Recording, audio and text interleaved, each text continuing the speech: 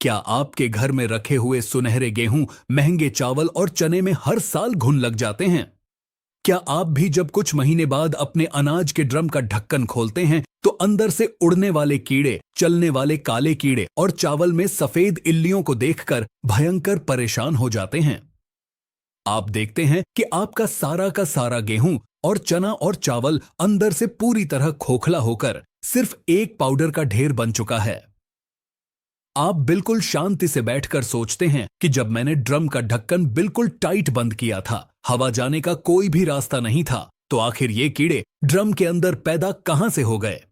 आखिर अनाज को स्टोर करते समय आप हर साल ऐसी कौन सी भयंकर और छोटी सी गलती कर रहे हैं जो आपकी साल भर की गाढ़ी कमाई को मिट्टी में मिला रही है?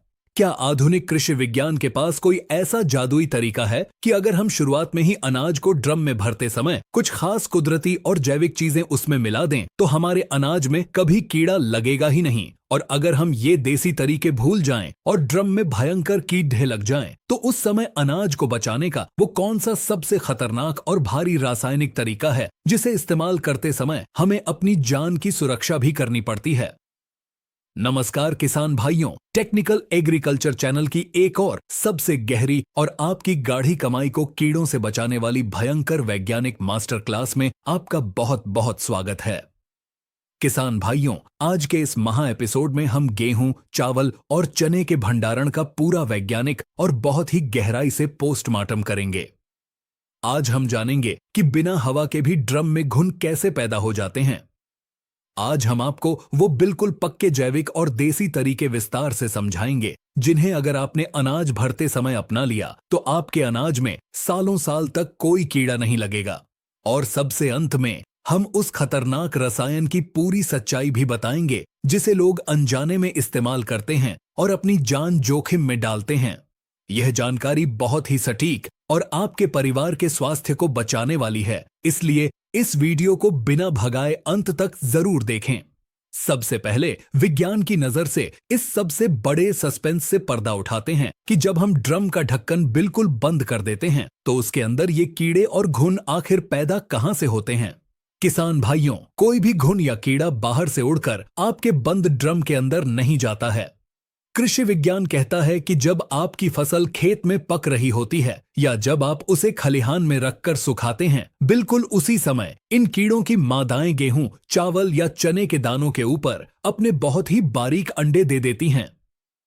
ये अंडे इतने ज्यादा सूक्ष्म होते हैं कि ये हमें अपनी नंगी आंखों से बिल्कुल दिखाई नहीं देते हैं। जब हम उस अनाज को बोरी या ड्रम में भरते हैं तो वो अंडे भी अनाज के साथ छिपकर ड्रम के अंदर चले जाते हैं। अब ड्रम के अंदर का विज्ञान समझिए। अगर आपके अनाज के अंदर नमी यानी पानी की मात्रा 10% से ज्यादा होती है और ड्रम के अंदर भयंकर उमस और गर्मी बनती है, तो यह उमस भरी गर्मी उन अंडों के फूटने के लिए एक कुदरती मशीन यानी इंक्यूबेटर का काम करती है। अंडों में से तुरंत इल्लियां निकलती हैं जो दाने के अंदर घुसकर उसका सारा सफेद गूदा खा जाती हैं और उसे बाहर से एक खोखला खोल बना देती हैं। अगर हम इन अंडों को फूटने का माहौल ही न दें तो कीड़ा कभी पैदा ही नहीं होगा। अगर आप चाहते हैं कि आपको कभी भी खतरनाक जहर का इस्तेमाल न करना पड़े तो आपको अनाज स्टोर करते समय कुछ खास जैविक और देसी चीजों को अनाज के साथ मिलाना होगा। आइए एक एक करके तीनों मुख्य अनाजों को बचाने का सबसे पक्का और वैज्ञानिक तरीका विस्तार से समझते हैं। सबसे पहले बात करते हैं गेहूं को लंबे समय तक सुरक्षित रखने के बारे में। गेहूं को ड्रम में भरने से पहले उसकी तैयारी करना सबसे ज्यादा जरूरी है। गेहूं को खेत से लाकर सीधा कभी नहीं भरना चाहिए। उसे भयंकर चिलचिलाती धूप में कम से कम 3 से 4 दिन तक सुखाना बहुत जरूरी है। जब आप गेहूं के दाने को अपने दांतों के बीच रखकर चबाएं और वह कट की तेज आवाज के साथ टूटे, तभी उसे ड्रम में भरने लायक समझें। यहां 90% किसान एक बहुत भयंकर गलती करते हैं। वो दोपहर की तेज धूप में से गर्म गेहूं उठाते हैं और सीधा ड्रम में भरकर ढक्कन लगा देते हैं। किसान भाइयों, गर्म गेहूं ड्रम के अंदर पसीना छोड़ता है और भयंकर गैस बनाता है जिससे गेहूं तुरंत सड़ जाता है। हमेशा गेहूं को शाम के समय खुली छाया में फैलाकर ठंडा करें और बिल्कुल ठंडे गेहूं को ही ड्रम में डालें। गेहूं को घुन से बचाने के लिए सबसे पहला और ताकतवर जैविक तरीका है अरंडी के तेल का इस्तेमाल। यह तरीका सबसे ज्यादा सुरक्षित और असरदार माना जाता है। जब आप गेहूं को अच्छी तरह सुखा लें तो 1 क्विंटल गेहूं में लगभग 100 मिलीलीटर असली अरंडी का तेल डालें और उसे अपने दोनों हाथों से बहुत ही अच्छी तरह रगड़ कर मिला दें। इसके पीछे का विज्ञान यह है कि इससे गेहूं के हर एक दाने के ऊपर अरंडी के तेल की एक बहुत ही बारीक, चिकनी और कड़वी परत चढ़ जाती है। तेल की इस परत के कारण दाने के अंदर हवा नहीं जा पाती, जिससे अगर दाने पर कोई अंडा चिपका भी है तो वह सांस न मिलने के कारण वहीं सूख कर खत्म हो जाता है। और अगर कोई घुन पैदा भी हो जाए तो वह इस चिकनी परत के कारण दाने के अंदर छेद नहीं कर पाता है। गेहूं का दूसरा जादुई और देसी तरीका है सूखी नीम की पत्तियों का इस्तेमाल। हम सब जानते हैं कि नीम के अंदर एजाडिरेक्टिन नाम का एक बहुत ही भयंकर कड़वा कुदरती जहर होता है। जब आप ड्रम में गेहूं भरें तो सबसे नीचे सूखी हुई नीम की पत्तियों की एक कम से कम 2 इंच मोटी परत बिछा दें। उसके ऊपर आधा ड्रम गेहूं भरें, फिर बीच में नीम की पत्तियां डालें और ड्रम पूरा भरने के बाद सबसे ऊपर फिर से नीम की पत्तियों की एक मोटी परत बिछा दें।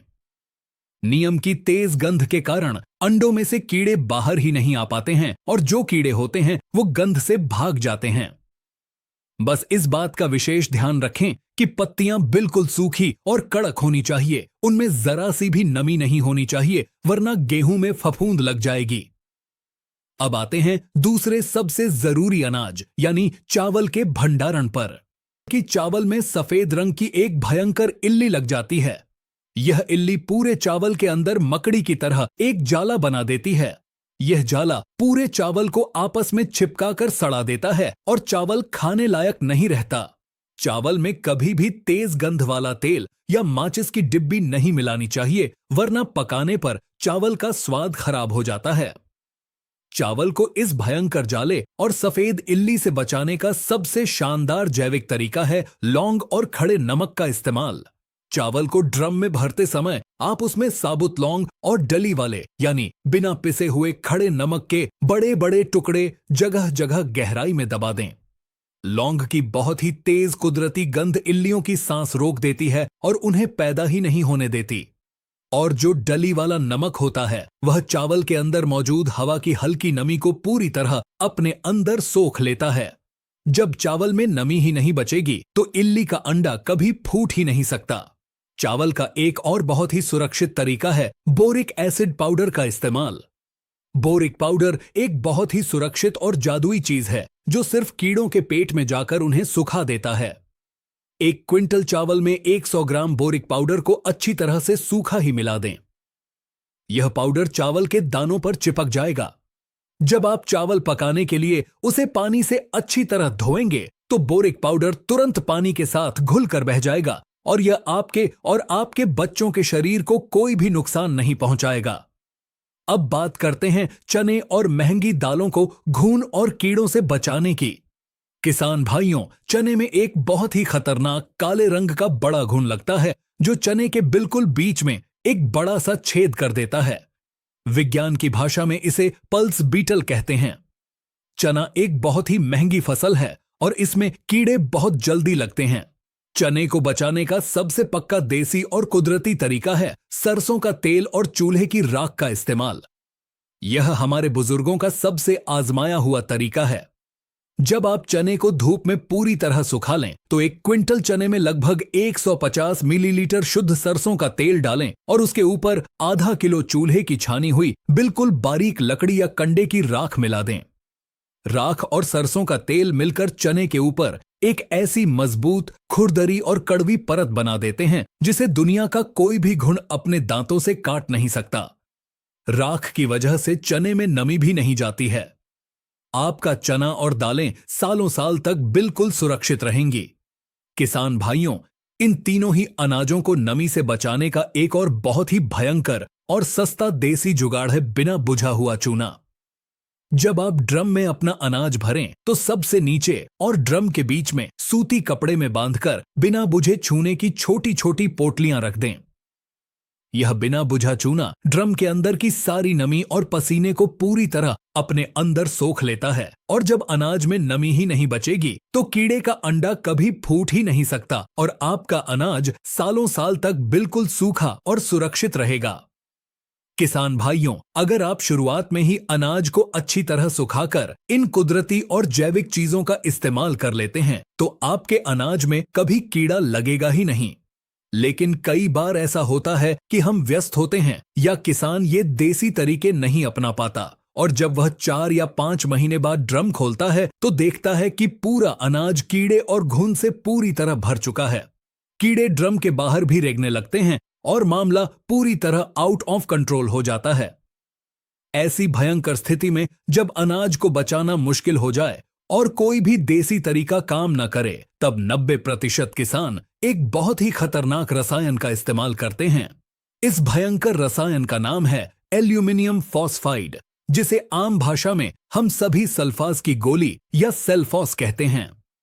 टेक्निकल एग्रीकल्चर चैनल आपको इस खतरनाक रसायन के बारे में बहुत ही कड़ी चेतावनी और इसके इस्तेमाल का बिल्कुल सुरक्षित और वैज्ञानिक तरीका विस्तार से बताना चाहता है, क्योंकि जरा सी लापरवाही आपकी जान ले सकती है।